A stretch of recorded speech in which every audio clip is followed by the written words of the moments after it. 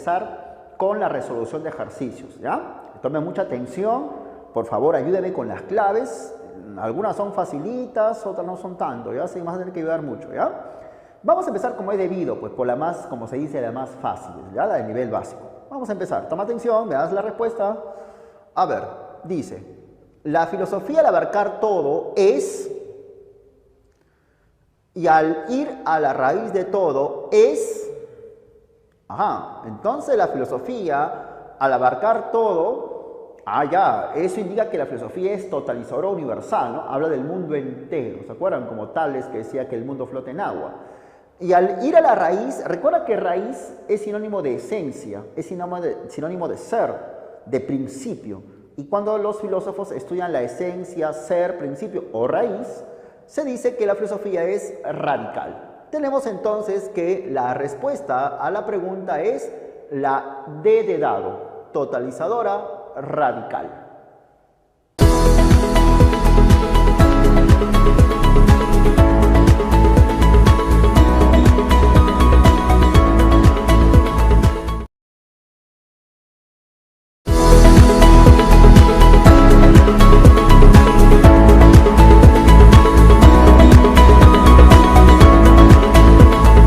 Leamos con mucho detenimiento la siguiente pregunta.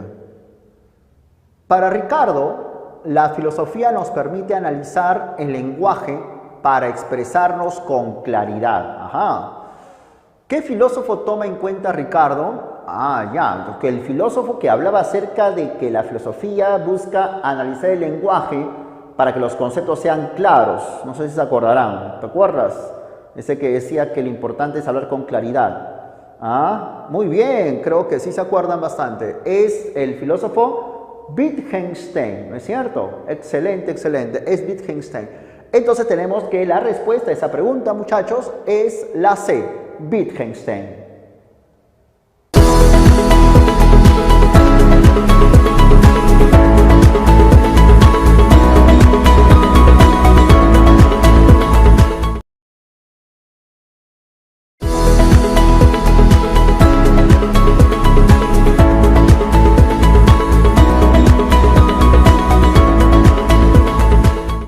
Continuamos, muchachos. Toma atención y vamos a leer esta pregunta. Un filósofo declara: no admito afirmación alguna sin examinar su fundamento y coherencia. De esa manera, pone de manifiesto que la actitud filosófica es, no admito afirmación alguna sin hacer un examen, sin hacer un estudio. Cuando uno examina, cuando uno hace un estudio, lo está cuestionando. No vamos a analizar lo que dices, no vamos a revisar lo que dices, está cuestionando. Y cuando la filosofía realiza ese tipo de análisis, de examinar cosas, está criticando. Entonces, la respuesta a esta pregunta es la clave D de dado, crítica.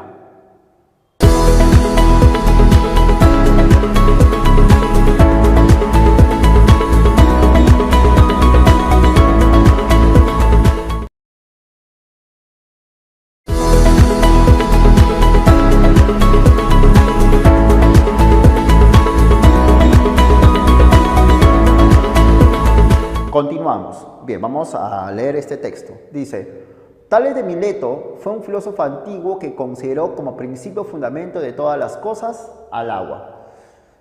De ese modo resaltó el carácter de la filosofía. Muy bien, eso hemos visto, ¿te acuerdas? En nuestra clase, ¿no? ¿Qué decía Tales de Mileto? Yo escarbo la arena, encuentro humedad.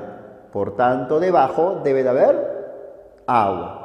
De ahí que el mundo entero flote en agua. Flote en agua. El principio es el agua. La raíz es el agua. El fundamento es el agua. Entonces está resaltando la característica de ¿qué? De radical. Muy bien. Tenemos entonces que esta respuesta es dado, radical.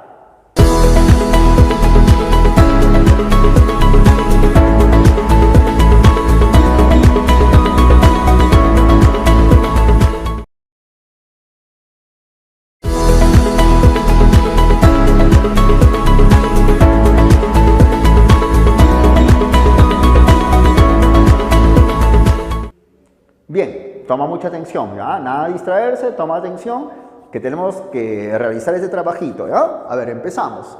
¿Qué dice? A ver, Tomás de Aquino sostenía que más allá de las cosas del mundo, tiene que existir una inteligencia perfectísima que los ordene y dirija.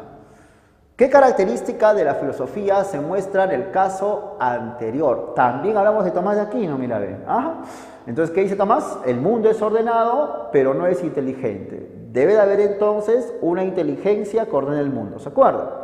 Entonces, ahí como que Tomás de Aquino está yendo más allá, no sé, más allá del mundo que vemos, hay un ser ordenador. Está trascendiendo lo que podemos captar con los sentidos.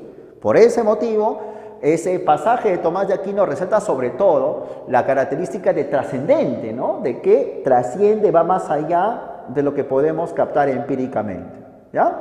Bien, entonces la respuesta a esa pregunta sería la D de dado, trascendente.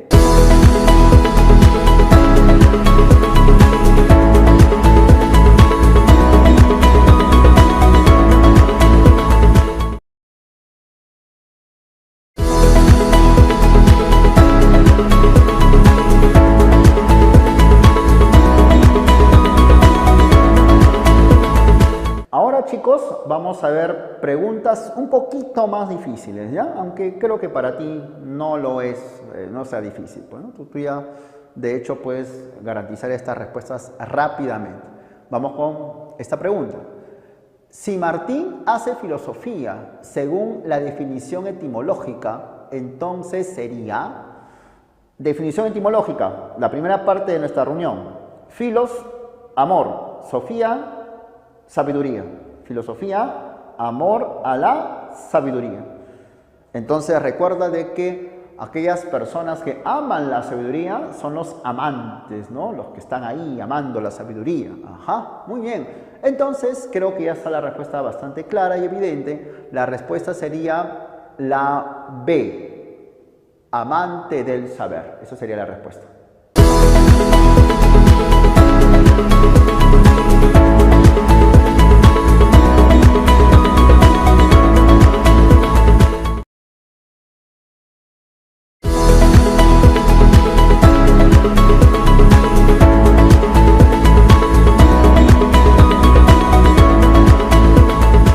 Continuamos, ¿ya? Continuamos. Vamos a ver qué nos han puesto ahora. Ajá. Según Aristóteles, la filosofía es fundamentalmente el estudio de... Vamos a ver las alternativas que son muy interesantes. Los mitos, la lógica, las ideas, las causas, la divinidad. Eso lo vimos. ¿Te acordarás cuando hablamos de que Aristóteles sostenía de que las cosas presentan una causa material, una causa formal, una causa eficiente y una causa final? Creo que es obvio, ¿no? Entonces, los filósofos son personas más que una actitud, sino son personas que elaboran un conocimiento que estudia las primeras causas de las cosas. Sobre esa información, que de seguro ya lo tienes tú en tu cabecita, entonces veamos ahora la clave. Creo que es obvio, ¿no? Evidente. La respuesta de la pregunta es la D de dado, las causas.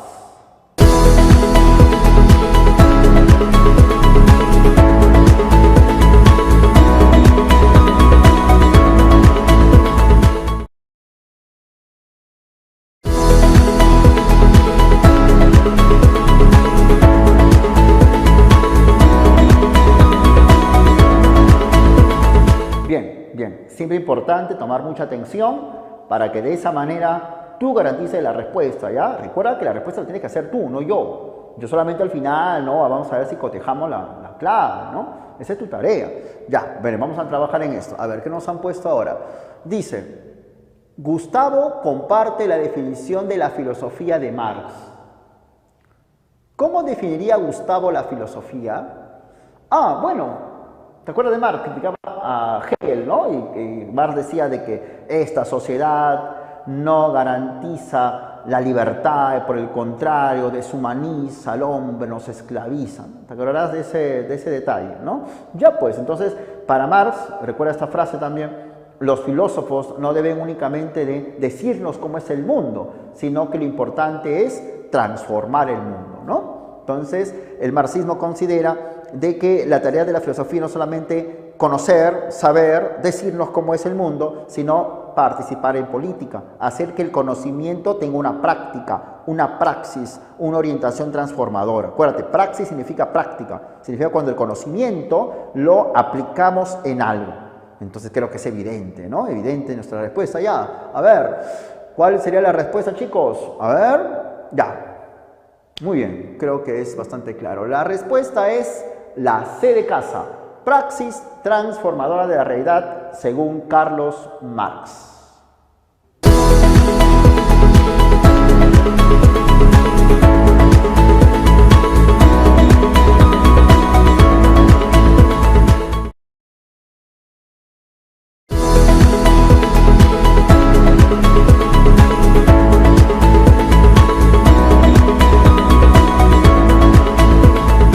Veamos ahora lo que nos han puesto.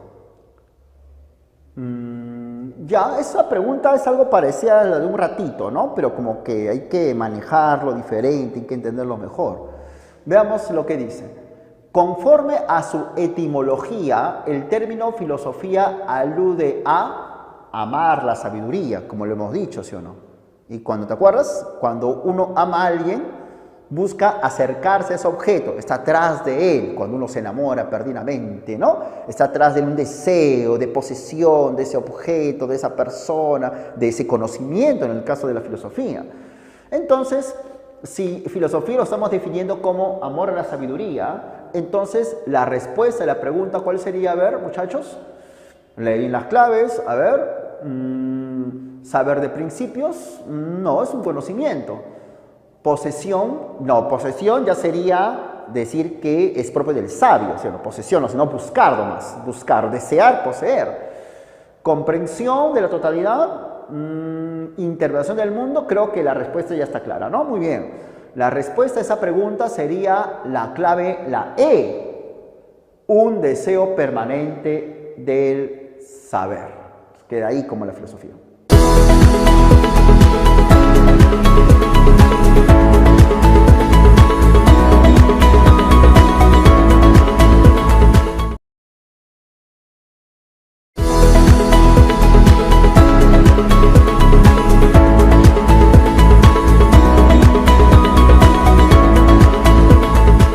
Continuamos entonces, muchachos, resolviendo estas preguntas muy interesantes que nos han puesto, ¿ya? Veamos.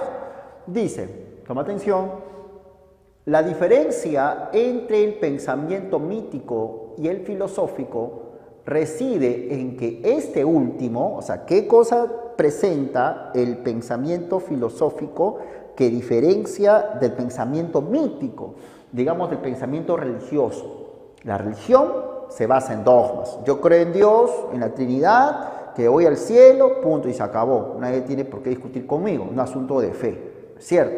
Pero entenderás que Santo Tomás de Aquino habrá sido sacerdote, pero no él va a decir Dios existe y se acabó el asunto. Sino que hace Tomás de Aquino, intenta demostrar racionalmente, con argumentos, la existencia de Dios. O no es así, o no te comenté eso. Entonces la diferencia es clara. El mito se basa en la fe, la imposición dogmática. Es así, punto, y se acabó. ¿Ya está? La filosofía no. La filosofía se basa en la razón. Es una actividad racional. ¿Te acuerdas de eso o no? Por tanto, si eso ya es claro para nosotros, tenemos entonces que la respuesta a esa pregunta sería la E. La filosofía utiliza argumentos racionales. Tenemos ahí la respuesta entonces.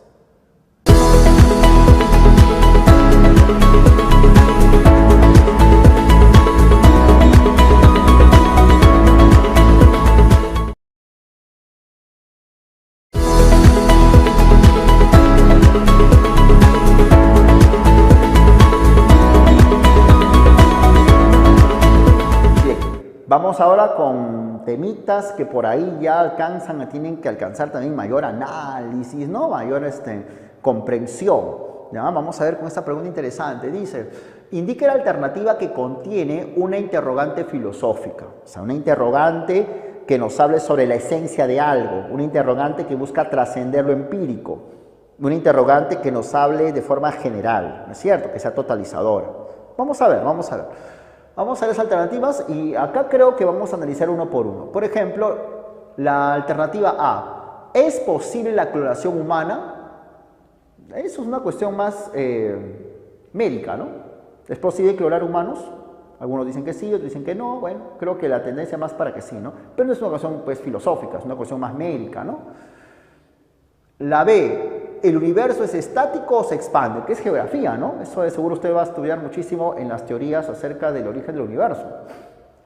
La C, bueno, maestro, ¿no? La C, los números naturales son infinitos. Bueno, matemática pura, ¿no? Es conocido. Nos quedan dos alternativas. A ver, vamos a ver las dos. La D dice, ¿cómo es posible la ciencia? Y la E dice, ¿qué son las partículas subatómicas? De muchas maneras podemos dar la clave, ¿no? Hasta por descarte, pero aunque no lo correcto, pero podemos analizarlo también así. Partículas subatómicas, tema de la química. Nos queda solamente la D, pero ahora sí analizamos de otra manera, un poco más directa si quieres. La D dice, ¿cómo es posible la ciencia? Es indica el ser, la esencia, ¿no? O sea, ¿qué distingue a la ciencia de sus actividades? ¿Cómo es posible? ¿Cómo se genera la ciencia?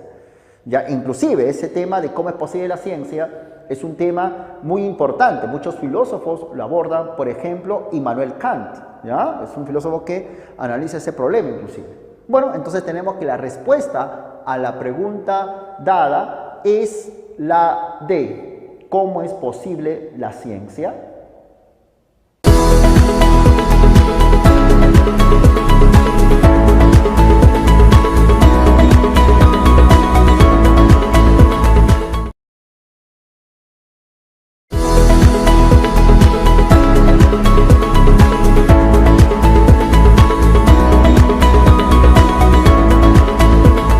Vamos con la siguiente, a ver qué dice.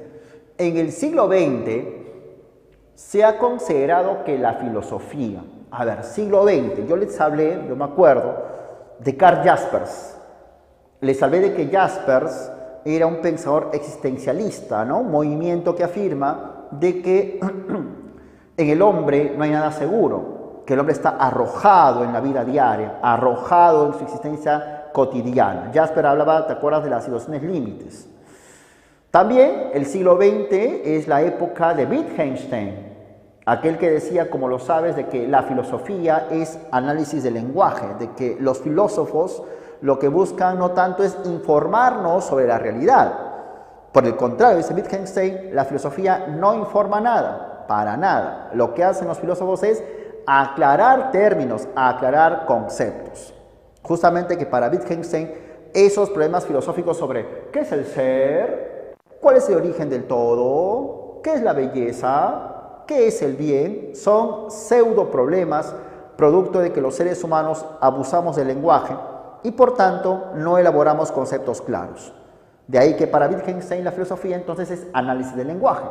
Teniendo esas informaciones para que podamos recordarlas, vamos a la clave. Entonces, ¿dónde está la clave correspondiente a ese tipo de temas? A ver, la A, debe resolver el problema entre la fe y la razón. Eso es más que nada medieval, ¿sí? Santo Tomás decía, Agustín decía, que la razón sirve de la fe. La A no. Creo que ahí, por ejemplo, la C, critica el statu quo. Ese es el marxismo. Critica a la sociedad, ¿no? O sea, cómo se encuentra. La D se orienta a la búsqueda de los principios y las causas, Aristóteles, las 4 causas de las cosas. La E consiste en la realización del saber absoluto, eso es Hegel. Hegel decía de que la filosofía es el saber de la totalidad de la realidad, ¿te acuerdas? Bueno, ya está, pues, ¿no? La respuesta es Barco, busca aquello que puede ser dicho con claridad, es la B. Entonces Wittgenstein, ¿no? La filosofía debe hacer que el lenguaje sea lo más claro posible, ¿no? Que lo que decimos debemos decirlo con claridad a través del análisis del lenguaje. Entonces la clave de esa pregunta, chicos, es la B.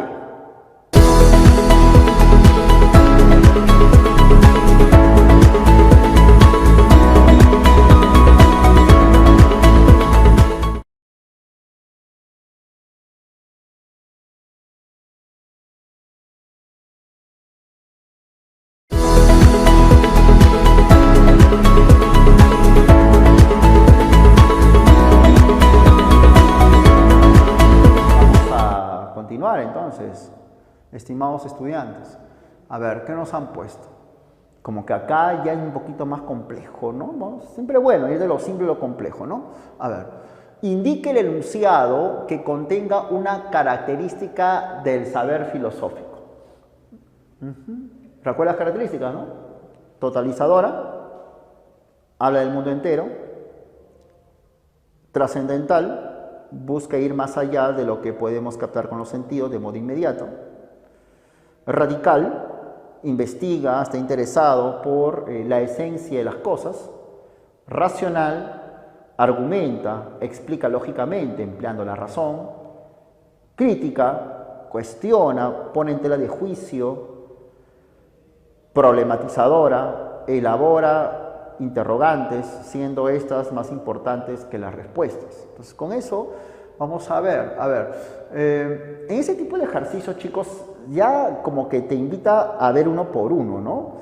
Eso es muy importante, no ir de frente a la respuesta, ¿no? Sino analizar con cuidado, con prudencia. Pero también te que ser prudentes, ¿no? Mira, a ver, vamos a ver la A. Dice, utiliza el método experimental para conocer las cosas. No, quien hace experimentos, profesor, es la ciencia. Usted habló hace un ratito, hace unos momentos, de que saber que los colores se deben a la luz, pues es una cuestión científica, ¿no? Explica la totalidad de lo real mediante principios de fe. No, pues la filosofía no tiene un vínculo necesario con la religión, pues, ¿no? Al menos no para todos, quizás para Santo Tomás, ¿no? Pero no para todos. Ya, tenemos 3 respuestas entonces. A ver, ¿con qué nos quedamos? A ver, rechaza toda idea sin ponerla en tela de juicio. ¿Rechaza toda idea? Así, todo, o sea, no, si para la filosofía no sirve nada. No, tampoco nunca he dicho eso. Yo nunca he dicho que el filósofo critica todo, nada sirve, todo es mentira. No, nunca he dicho eso. Sino que la filosofía cuestiona lo que considera adecuado cuestionar. Nada más, punto. Y lo cuestiona con argumentos. Nos quedan 2 respuestas. A ver, yo voy a escoger una, a ver qué tal va. Creo que la respuesta es escasa, ¿no? La C. La C, sí, la C. Claro. ¿Qué dice? Rechaza toda idea que carezca de un fundamento racional, evidentemente. Porque la filosofía es un saber racional. Por tanto, si una idea no se basa en la razón, entonces no se puede llamar, pues, propuesta, tesis o idea filosófica. Eso sí rechazan. Todo lo que se basa en la razón es objeto de análisis filosófico. Una idea que no se basa en la razón no puede llamarse idea filosófica. Entonces, tenemos que la respuesta a la pregunta que nos están planteando es la C de casa. Rechaza toda idea que carezca de un fundamento racional.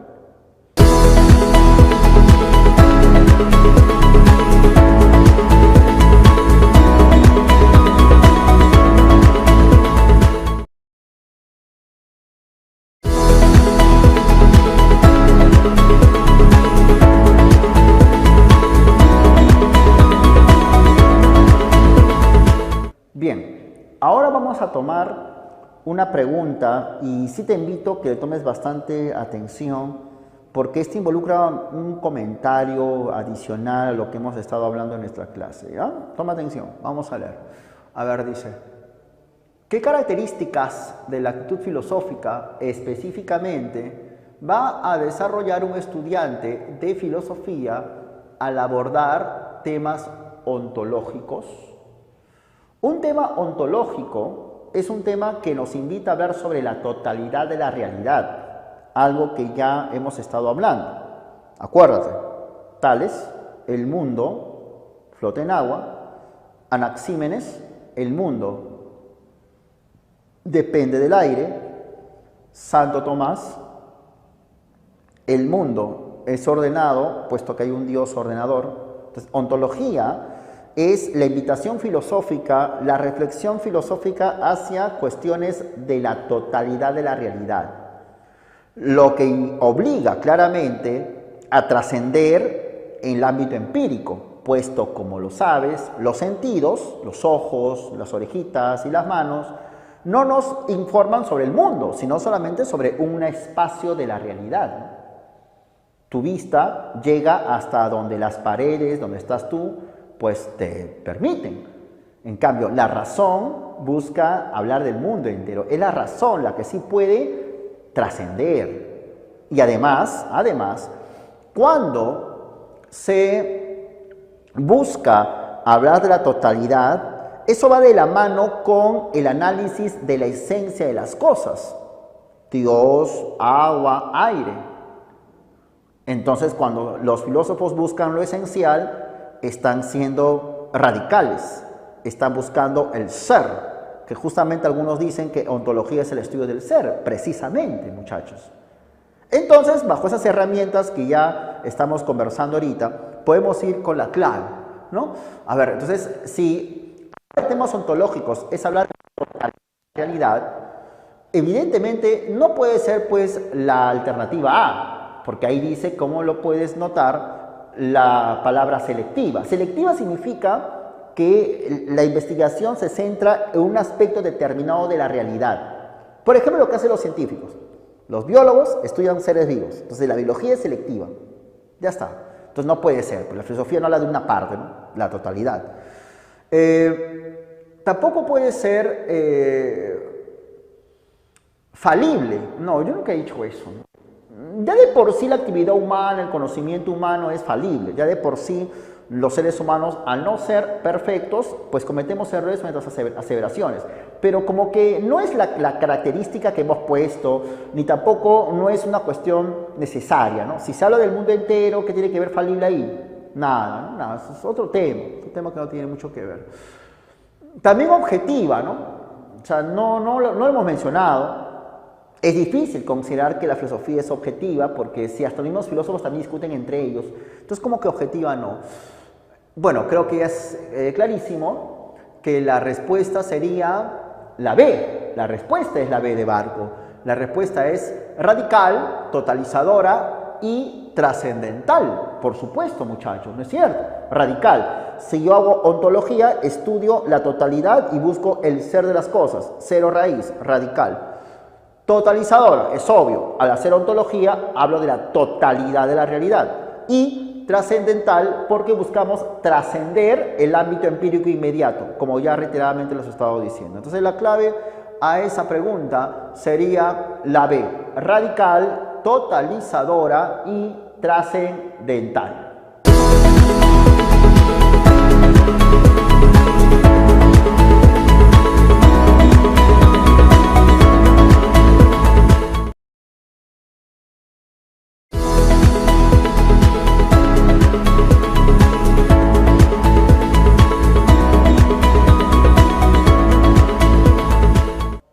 A ver, al igual que la otra pregunta, hay que tener en cuenta esta interrogante, esta tarea, ¿ya? Hace un momento hemos estado hablando acerca de las características de la filosofía. Pero mira esta pregunta que nos han puesto, a ver, ¿qué dice? El saber filosófico es sistemático en la medida en que constituye. Profesor, usted no mencionó la palabra sistematizar. Es cierto, confieso que no lo hice. Pero también creo yo que siendo usted un joven bastante inteligente, bastante ordenado, sabrás, al menos de forma general, qué cosa es sistematizar. Sistematizar significa, profesor, organizar, ordenar, tener las cosas bien armoniosas. Entonces, si estamos diciendo, como dice ahí la pregunta, que la filosofía es sistemática, entonces eso te invita a suponer que en la filosofía hay un orden. Valga la redundancia, hay una sistematización, que la filosofía es un sistema, algo ordenado, algo armonioso, no es un conocimiento caótico. O sea, los filósofos no son personas que hablan cualquier cosa porque, bueno, se les ocurre, no, sino que intentan darle una lógica, una armonía a sus propuestas. De tal manera que viendo las preguntas y viendo las alternativas, entonces creo que ahí tenemos como la respuesta la B. Entonces, si la filosofía es sistemática, la filosofía es un conocimiento ordenado y consistente. ¿Qué significa consistente? Que presenta una sistematización, una organización. Justamente la característica de sistemática es esa. La respuesta entonces de esta pregunta, muy interesante, es la B de barco, un conocimiento ordenado y consistente.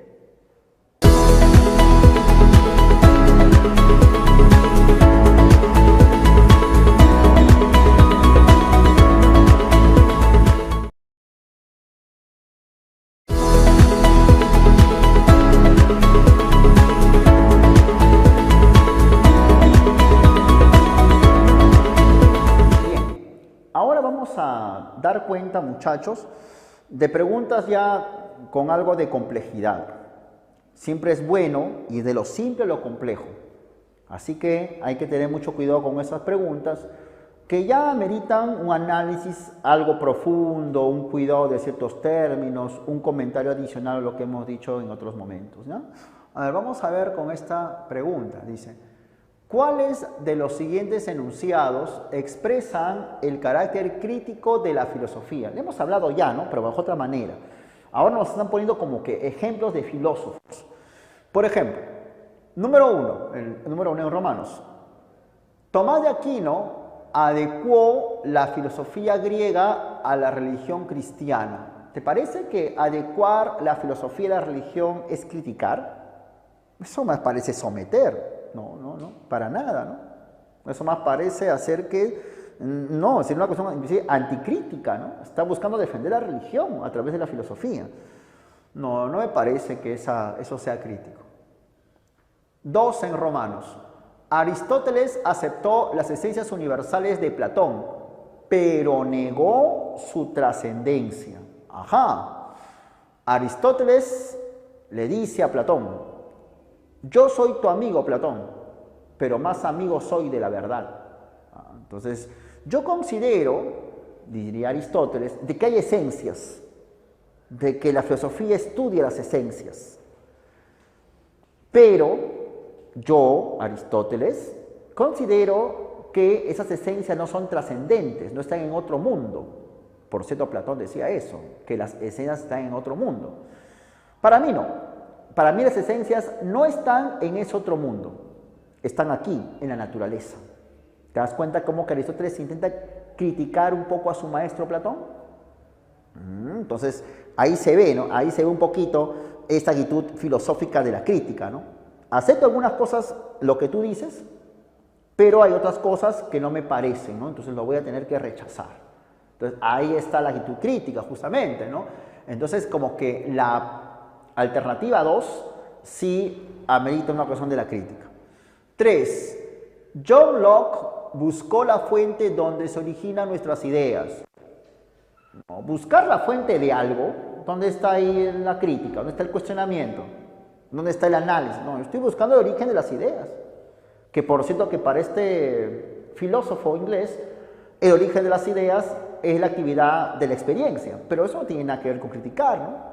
Si hubiese dicho, Locke critica al filósofo Descartes, Locke cuestiona a Descartes, ahí podría ser, pero no dice eso, ¿no? Dice que Locke busca el origen de las ideas. Eso para nada es crítico. 4. Hume analizó las ideas y rechazó aquellas que no provenían de una impresión. Parece que sí, ¿no? Porque, a ver, Hume era un escocés que decía, hay algunas ideas que valen y otras que no valen, digámoslo así, simplemente, ¿no? Entonces vamos a hacer un análisis de las ideas, ¿no? Estas sirven, estas no sirven. Las que sirven, como lo hemos leído, son las que provienen de una impresión. Estas sí, estas no. Estas sí, estas no. Entonces, como que ahí tiene una actitud bastante crítica en realidad, ¿no? Porque está, valga la redundancia, criticando a aquellas ideas que no provienen de impresión alguna. No está por más decirles de que este señor David Hume es también partidario de un movimiento llamado empirismo, al igual que Locke, que afirma que el conocimiento surge de la experiencia. Pero bueno, ¿no? Ya en Hume se ve más crítico, ¿no? Está diciendo que hay algunas ideas que no tienen validez. Entonces nos vamos a quedar solamente con dos proposiciones.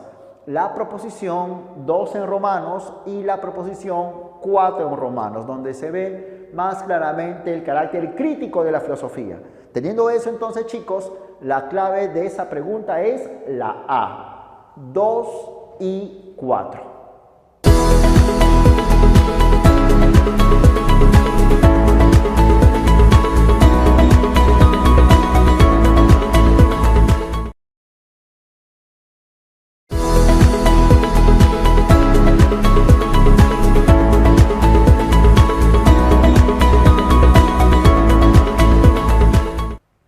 Vamos a continuar. Toma mucha atención. Lee, razona y vamos a ver qué tal nos va con esta pregunta, ¿ya?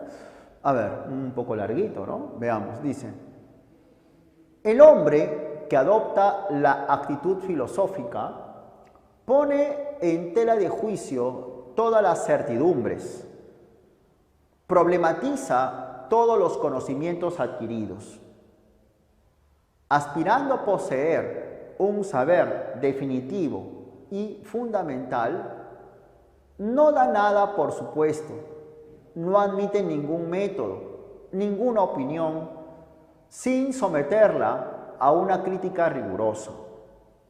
De ahí que no se conforme con los resultados del saber científico, pues la ciencia no somete a crítica sus propios fundamentos. De acuerdo con lo señalado, se infiere que la filosofía es un saber. Mira esa frase, tela de juicio.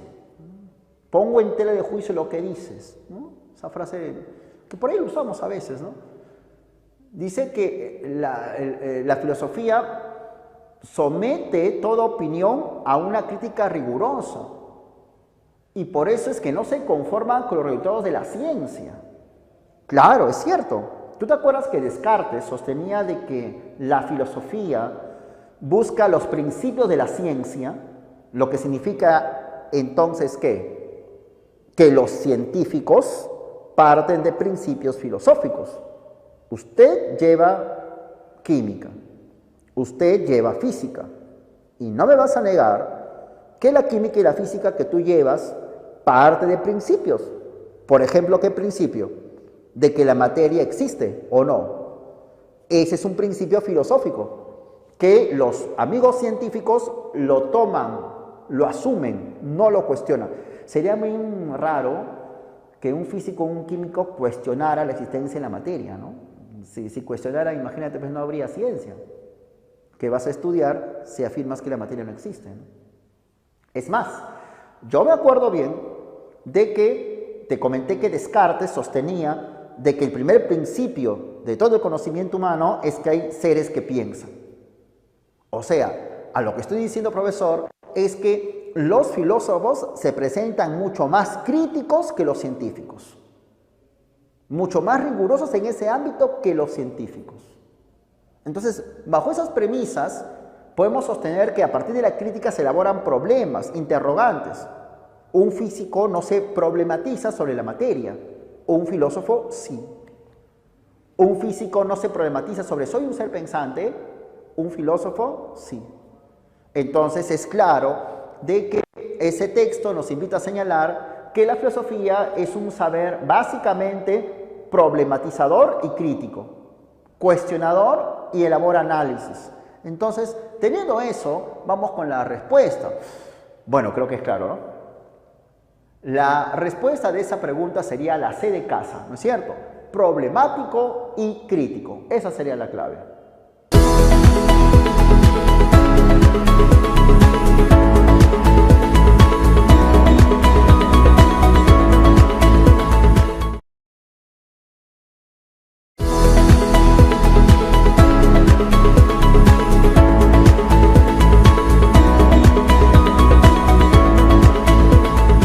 Continuamos, tomen mucha atención y vamos con esta pregunta, ¿ya, muchachos? A ver, empezamos. Dice: mientras que la ciencia estudia ciertos aspectos de la realidad, la filosofía abarca todos los campos del conocimiento humano, dado que esta última constituye un tipo de saber caracterizado por ser... facilito. Lo que está diciendo ahí es que la ciencia, al estudiar aspectos de la realidad, se está configurando como un conjunto de saberes selectivos o particulares. ¿Qué estudian los matemáticos? Números y figuras. ¿Qué estudian los biólogos? Seres vivos. ¿Qué estudian los historiadores? Procesos históricos sociales, obviamente. ¿Qué estudian los físicos? Fenómenos en movimiento. Está bien, lo cual es importante, ¿no? Cada ciencia es selectiva. Cada ciencia parcela un sector de la realidad. En cambio, como ves en tu texto de la pregunta, los filósofos estudian todos los campos del conocimiento, dan una general, global, totalizadora de la realidad. Entonces, querido estudiante, creo que está bastante obvio y clara la respuesta. La respuesta a esa pregunta sería, ¿cuál es? A ver, muy bien, sería totalizador, ¿no es cierto o no? La respuesta de esa pregunta es la E, totalizador.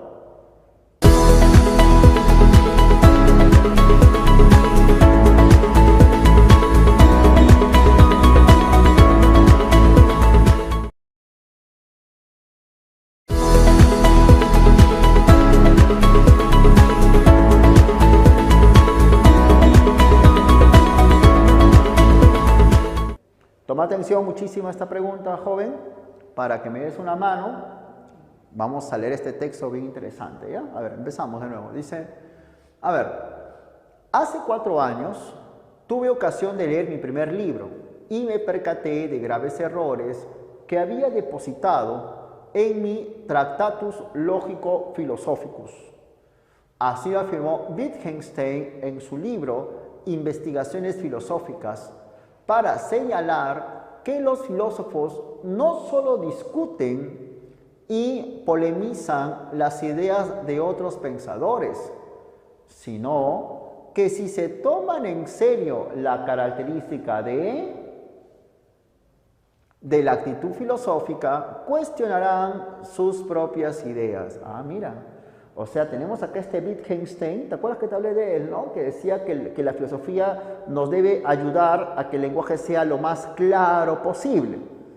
Entonces, el mismo Wittgenstein escribe un libro, pasa un tiempo, escribe otro, y en ese otro libro señala que se había equivocado en el primer libro. Carambas, o sea, es una persona bastante honesta por lo visto, ¿no? Y cómo él se autocritica, ¿no? Me equivoqué en el libro anterior, bueno, reconozco los errores, son estos y me corrijo.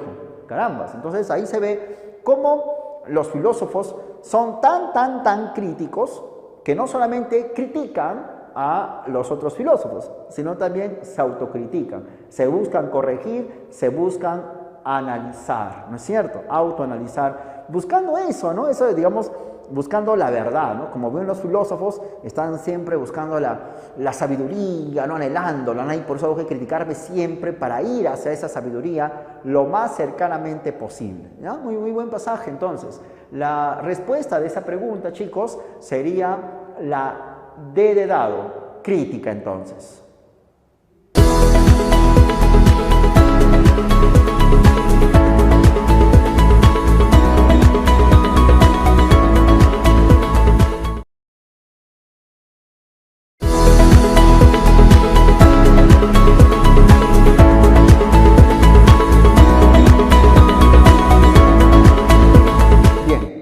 Ahora tenemos un texto, vas a tener que ayudarme. Es importante, jóvenes, que poco a poco mejoremos nuestra comprensión lectora, ¿no? Entonces es un texto bien interesante para que, a ver, podemos comprenderlo bien, ¿no? Y es más, ¿no? Más que inclusive marcar una clave, más que ir de frente a la respuesta, lo que todos tenemos que aprender poco a poco es a leer mejor, a mejorar nuestra comprensión lectora, ¿ya? Entonces lo importante es entender el texto. Ya sobre eso marcamos la clave, ¿de acuerdo? Empezamos a leer, a ver, ¿qué dice? Dice, porque, según cuenta Heródoto, Solón fue llamado filósofo en razón de que recorría el mundo viendo cosas, esforzándose por saber, y, de acuerdo con el relato conservado por Diógenes Laercio, Pitágoras, preguntado por León, príncipe de los filiacios, acerca de qué arte profesaba, dijo no poseer ninguna y se calificó en cambio de filósofo, queriendo dar a entender, afanoso de sabiduría, hombre contemplador de las cosas, solo interesado en la verdad. Salazar Bondi, Iniciación Filosófica, Editorial Mantaro, Lima, página 36. Qué bonito texto. Este Salazar Bondy, yo te comenté, era un pensador peruano, es un filósofo peruano. Entonces, él nos cuenta de que, según cuenta Heródoto, un historiador antiguo muy famoso, ya Solón era calificado de filósofo, pero creo que más nos considera a nosotros es el famoso Pitágoras, ¿no? Que él, ante la interrogante hecho por un príncipe, él dice, no, yo no soy sabio, yo soy filósofo. Una persona interesada por la verdad, una persona que busca el conocimiento, una persona amante de la sabiduría, ¿no? Que está ahí buscando la sabiduría en todo momento. Y de seguro, ya de Pitágoras hemos estado hablando, creo yo, bastante, hemos hablado mucho de él. Y para ti creo que ya está clarísimo la respuesta. Y la respuesta a esta pregunta, a ver, vamos a ver, ¿qué dice? El texto anterior de Salazar Bondy hace referencia a la definición kantiana de filosofía. No. ¿Del origen circunstancial de la filosofía que ofrece Wittgenstein, ¿dónde dice análisis del lenguaje ahí? No. ¿Que brinda Aristóteles? Las causas. No. Creo que ya amante de la verdad, busque del conocimiento, busque el bien enamorado, ¿no? De la sabiduría etimológica de la filosofía sería nuestra respuesta, sería nuestra clave. Entonces, tenemos que la respuesta a esta pregunta es la C de casa, etimológica de la filosofía. Listo, tenemos la respuesta que es la C, etimológica de la filosofía.